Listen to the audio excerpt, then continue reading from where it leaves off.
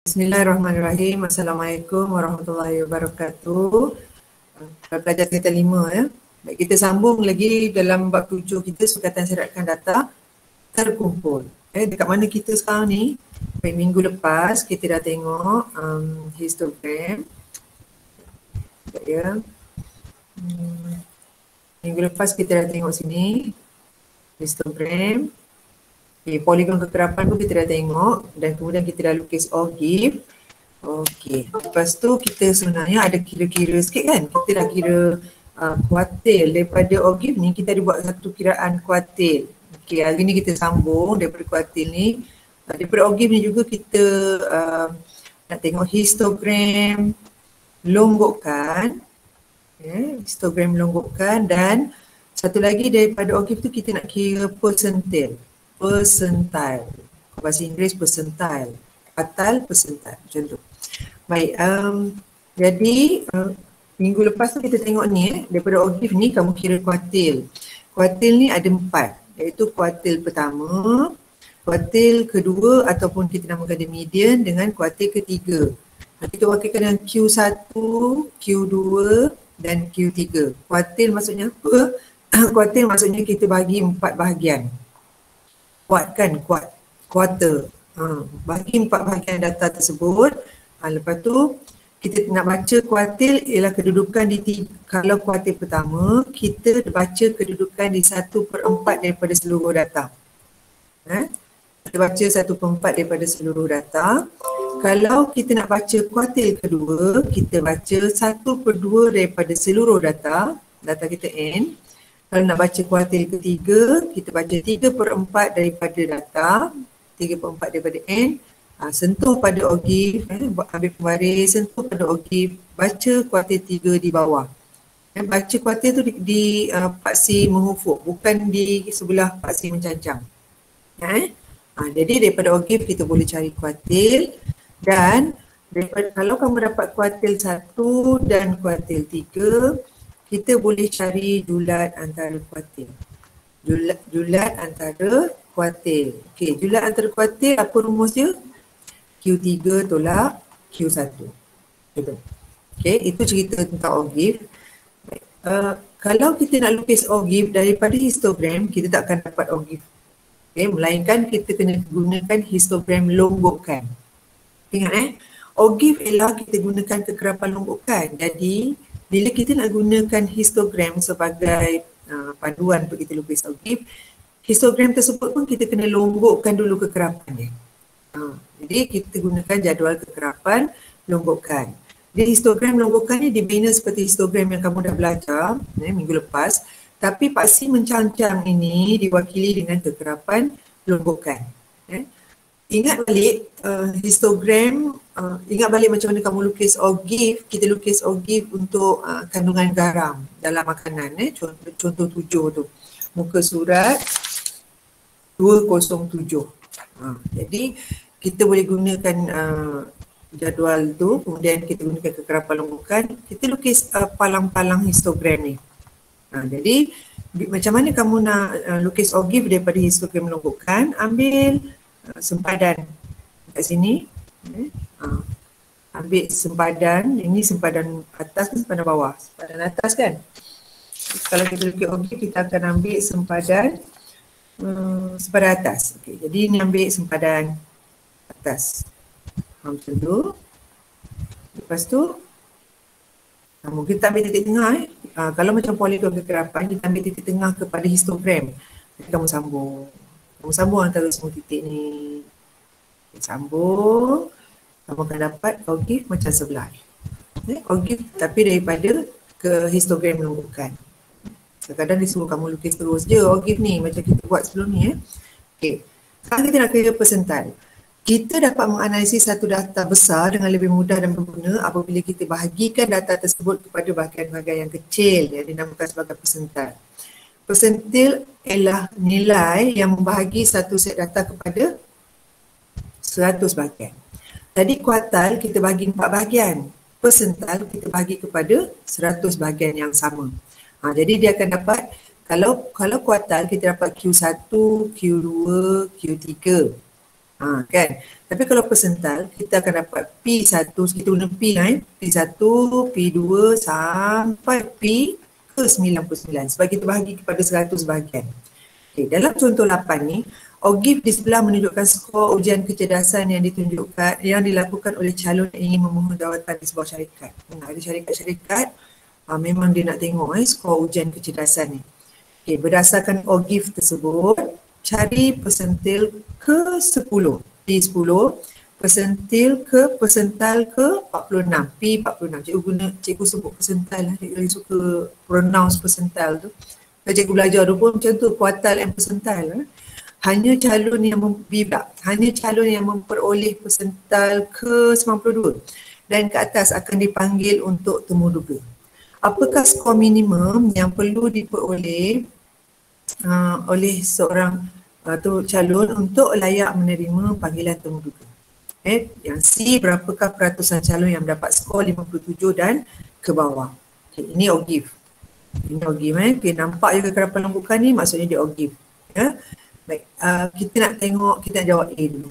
Berdasarkan OGIF tersebut, cari persental ke 10, P10. Okay, sekarang ni kamu ada N kita 60.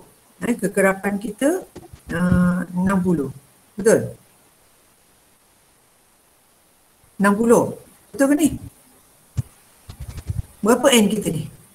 Paling tinggi 60 ke 50? Ambil ruler sikit. Tengok jawapan kita, kekerapan kita paling tinggi. Kalau cikgu kata 50. Kalau cikgu kata 60, dia kat sini. Tapi OGIF kita ni kan dia habis kat sini. Kan? OGIF kita paling akhir sekali datanya, kekerapan lembukannya kat sini. Kat situ. Jadi N kita sebenarnya ialah 50. Jumlah data kita, jumlah orang lah kan. Jumlah calonnya 50. Jadi berdasarkan OGIF ni, cari persental ke 10, maknanya yang pertama, kalau kamu nak cari P10, kita kena cari 10% daripada jumlah kekerapan. Kalau P10. Okay. Kalau P persental ke 46, P46, maknanya kita mencari 46% daripada jumlah kekerapan. Baru kita kira sini 10% daripada 50, maknanya kat mana? Daripada OGIF P10, ini berapa orang ni? Bukan dia tak ada kalkulator ni. Ini 5 kan? Orang yang maksudnya kekerapan yang kelima. Okay, kekerapan kelima, baca persental kat mana? Ambil membaris, okay, oleh kerana ni 10 kotak kecil, satu kotak tu 1. Jadi 1, 2, 3, 4, 5. Anggaran sini lah kan. 5. Cikgu tak nampak lah. 2, 3, 4, 5. Ada ke 5 tu? Bawah satu kotak lagi. Tak? Tengoklah betul-betul Okay, 5 tu dekat sini. Baik. Pergi sentuh pada OGIF. Lepas tu ambil pembaris ni juga. Baca persentil tu kat bawah. Persentil tu kat bawah sini. Okay. Macam kita baca kuartal, kita baca kat bawah kan.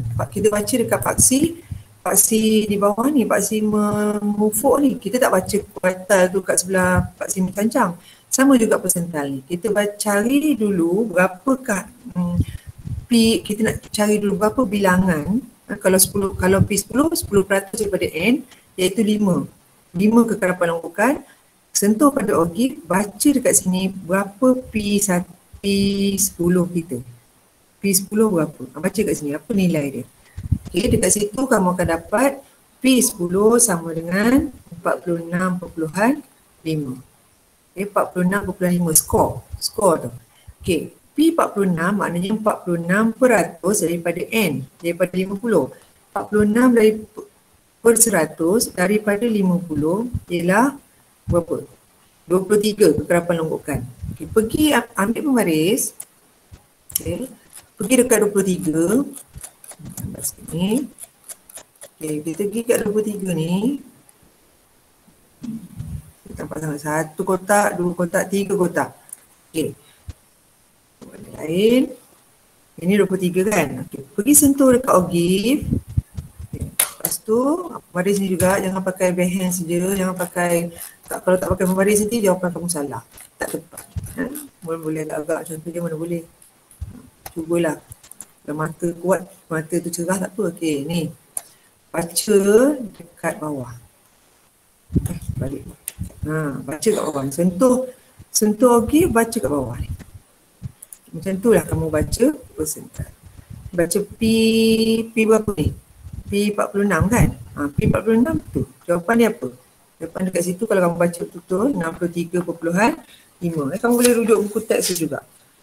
Okay, baca macam mana nak baca ni. Baca persental. Jadi P10 ialah pada skor 46.5, P46 ialah 63.5 skor ni. Berdasarkan objek tersebut dia nak minta kamu cari persental ke 10 dan ke 46. Itu cara dia. Baik, B pula. Ialah tafsiran. Kan, kalau data nak baca ni senang je, tapi sekarang soalan tafsiran. Hanya calon yang memperolehi persental ke 92 dan ke atas akan dipanggil untuk temuduga. Apakah skor minimum yang perlu diperolehi seorang calon untuk layak menerima panggilan temuduga? Macam kamu lah kan nanti lepas SPM ni nak dipanggil temuduga ke apa, dia buat ujian kecerdasan, dia nak tengok ni. Dia nak kira berapa orang yang dia boleh ambil kerja kan. Okay, macam mana cara dia? Sama macam tadi cari dulu persental ke 92. Maknanya nak cari P92. Kita cari dulu bilangan kekerapan longgokan tu 92 per 100 daripada 50 orang. Berapa orang tu? 46. Jadi pergi dekat 46, sana 1, 2, 3, 4, 5, 6. Kat sini dah. Okay, ambil pembaris. Cari persental ke 92 tadi. Ambil pembaris macam ni. Pergi dekat 46. Okay, lukis garis. Cikgu lukis garis putus-putus. Tak nak bezakan dia dengan lukisan sebenar kan. So, cikgu nak baca je ni. Okay, lepas tu sentuh ogif. Ogif ni kamu kena lukislah dulu kan. Okay. Lepas tu bawah. Baca kat bawah. Persental kena baca kat bawah ni. Pak Sim Mufuk ni. Baca kat sini. Ini berapa tadi? 46. Okay. Baca bawah ni ialah persental ke 92. Sini berapa? Lebih kurang 77 ke apa. Cuba tengok ni. Beza kotak ni ialah 10. Kamu tengok ni. Beza ni 10. Beza ni 10. Kotak kecil ada 10. Maknanya yang kecil ni 1. Jadi bila kamu baca dia akan jadi 71.5, 71 macam tu. 72.5. Jadi kalau dia jatuh kat tengah-tengah tu kamu jadikan 0.5, kena jadikan 1 lah. Di sini jawapan yang diberi ialah 77. 77 dekat sini. 77. Sini jadi hanya calon yang memperolehi skor minimum 77 akan dipanggil untuk temuduga. Itu maksud dia. Maksudnya apa? Hanya calon yang memperolehi skor minimum 77 dalam ujian kecerdasan itu akan dipanggil untuk temuduga. Itu dia. Kita jawab ni sebab dia tanya apa skor minimum kan. Skor ni kat sini. Skor kan kita baca Pak Sim Cancang, Pak Sim Mufuk. Persental kita baca cari daripada kekerapan longgokan. C pula. Baik, berapa peratus calon yang dapat skor 57 dan ke bawah?